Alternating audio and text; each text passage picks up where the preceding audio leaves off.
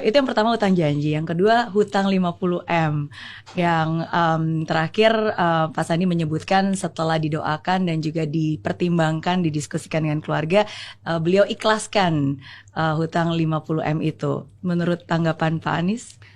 Jadi begini, pada masa kampanye itu banyak sekali yang melakukan sumbangan. Banyak sekali. Ada yang kami tahu, ada yang kami tidak tahu. Dan ada yang memberikan dukungan langsung kepada apakah relawan, apakah tim. Nah, kemudian ada pinjaman, sebenarnya bukan pinjaman, dukungan yang pemberi dukungan ini meminta dicatat sebagai hutang. Jadi dukungan yang minta dicatat sebagai hutang. Lalu kami sampaikan, bila ini kan dukungan untuk sebuah kampanye, untuk perubahan, untuk kebaikan.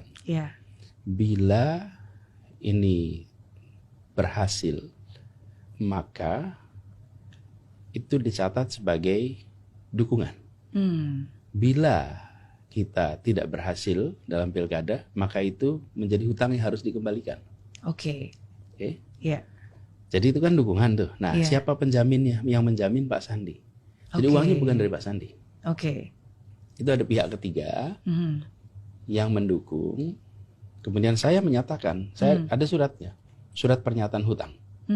Saya yang tanda tangan. Dan di dalam surat itu disampaikan, apabila pilkada kalah, maka saya berjanji, saya dan Pak Sandiaga Uno berjanji mengembalikan.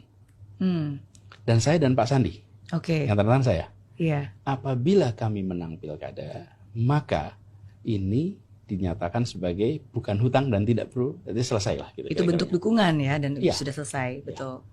Jadi itulah yang terjadi. Makanya begitu pilkada selesai, menang selesai. Saya ingin garis bawahi, Bu Mary di sini. Kenapa kalau kalah malah bayar? Iya, kenapa? Kan kalau kalah bayar.